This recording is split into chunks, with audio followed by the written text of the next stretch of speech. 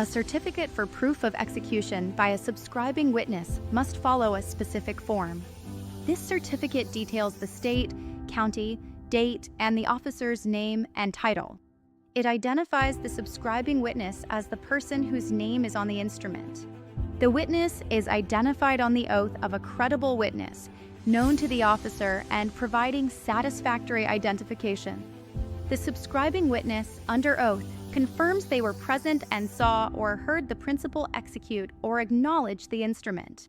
They also confirm the principal's name is subscribed to the instrument in their authorized capacity. The affiant then subscribes their name to the instrument as a witness at the principal's request, with the notary's hand and official seal. It is crucial to remember that a notary public seal and signature cannot be affixed to a document without the complete notarial wording. Next, let's discuss signatures by mark. When a signer cannot write their name, they may sign a document by mark. The person signing by mark must be identified by the notary public using satisfactory evidence. The signer's mark requires 2 witnesses who must subscribe their own names on the document. One witness should write the person's name next to the mark, and then both witnesses sign their own names. These witnesses are only verifying that they observed the individual make their mark. A notary public is not required to identify these 2 witnesses or have them sign the notary public's journal. However, if the witnesses acted as credible witnesses for identity, their signatures must be entered in the journal. The signer by mark must also include their mark in the notary public journal.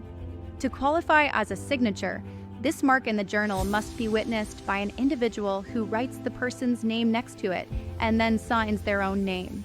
Moving on to powers of attorney, a notary public can certify copies of these documents. A certified copy of a power of attorney has the same force and effect as the original. The certification must state that the notary public examined both the original and the copy, confirming the copy is true and correct. The notary public must insert their name, the date, and confirm the person requesting the copy personally appeared before them. The notary public then signs and stamps the certificate with their notarial seal. Remember, a notary public seal and signature cannot be affixed without the correct notarial wording. Next, let's explore tangible copy certification. A notary public can notarize a tangible copy of an electronic record for recording in California's real property records. A disinterested custodian may certify that a tangible copy is a complete and accurate reproduction. This certification must be subscribed and sworn to or affirmed by the custodian before a notary public. The custodian certifies that the document is an accurate reproduction, including its title, date, and number of pages. They also certify that they had access to the electronic record, which displayed intact tamper-evident security procedures. Furthermore, the custodian certifies there were no changes or errors to the signature or information after the electronic record was created, executed, or notarized. The custodian must also confirm they are not a grantee, beneficiary, or directly benefiting person from the electronic record. Finally, the custodian signs under penalty of perjury that these statements are true and correct. Now, let's address illegal advertising. Any non-attorney notary public advertising services in a language other than English must post a prescribed notice. This notice, in English and the other language, must state that the notary public is not an attorney and cannot give legal advice. The notary public must also list the statutory fees for notarial services. It is prohibited to translate notary public into notario publico or notario in Spanish, even with the posted notice. A first offense for violating this law can lead to suspension or revocation of a notary public's commission. A second offense results in permanent revocation. A notary public is legally barred from advertising as an immigration specialist or consultant. Regarding immigration documents, there is no prohibition against notarizing them. However, only an attorney, an accredited representative, or a registered immigration consultant may assist clients in completing immigration forms. A notary public may not charge more than $15 for each set of forms unless they are also an attorney providing professional services. For confidential marriage licenses, a notary public interested in issuing them must apply for approval from the county clerk where they reside. Approval requires completing a course of instruction offered by the county clerk. To perform the marriage, the notary public must be one of the persons authorized, such as a priest, minister, or rabbi. The county clerk may or may not approve the authorization to issue confidential marriage licenses. Finally, let's cover grounds for denial, revocation, or suspension of appointment and commission. The Secretary of State may refuse to appoint or may revoke or suspend a notary public's commission for specific reasons. These reasons include a substantial misstatement or omission in the application. Conviction of a felony or a disqualifying criminal conviction is also a ground. Failure to furnish certified copies of the notary public's journal when requested or to provide information about official acts can lead to issues. Charging more than the prescribed fee by law is another serious offense. Failure to complete the acknowledgement at the time the seal and signature are attached to the document is also a ground for action. Executing a false certificate or making a false certificate or writing containing statements known to be false are severe violations. Failure to submit court-ordered money judgments, including restitution, or to secure the sequential journal or official seal are also grounds. Willful failure to report the theft or loss of the sequential journal is another serious issue. Thank you for joining us for this comprehensive overview of notary general information and procedures. Stay tuned for more educational content.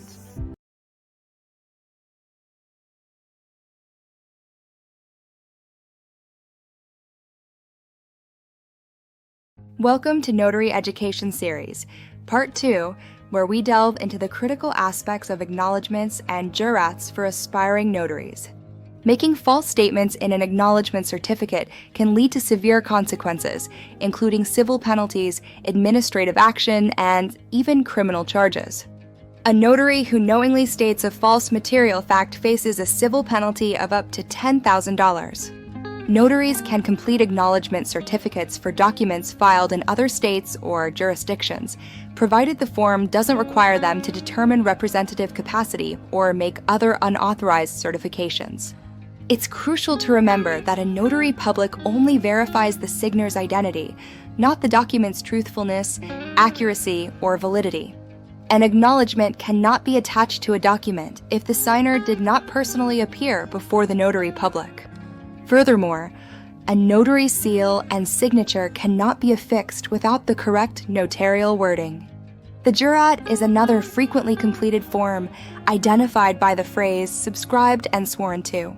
In a jurat, the notary certifies that the signer personally appeared on the specified date and county. They also certify that the signer signed the document in the notary's presence. The notary must administer an oath or affirmation and verify the signer's identity. Similar to acknowledgments, a jurat cannot be affixed if the signer did not personally appear, take an oath, and sign in the notary's presence. An acceptable oath wording is, "Do you swear or affirm that the statements in this document are true?" While traditionally both the signer and notary raise their right hand, this is not a legal requirement. Next, let's explore proof of execution by a subscribing witness, a less common but important procedure. If a principal has signed a document but cannot appear before a notary, a subscribing witness can appear on their behalf to prove the document was signed. However, proof of execution by a subscribing witness cannot be used for certain documents, including powers of attorney, quitclaim deeds, or instruments affecting real property. The subscribing witness must prove under oath that the principal is the person described in the document and that they personally know the principal. They must also state under oath that they saw the principal sign the document or heard the principal acknowledge their signature. Finally, the subscribing witness must confirm under oath that the principal requested them to sign the document as a witness and that they did so. The notary must establish the subscribing witness's identity through the oath of a credible witness.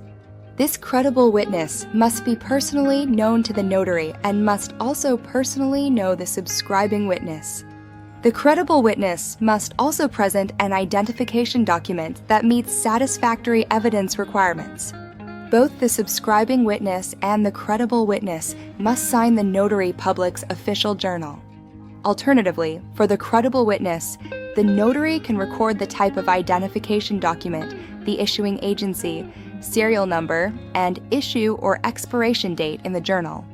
Understanding these procedures for acknowledgments, jurats, and proof of execution by subscribing witnesses is vital for your notary exam preparation.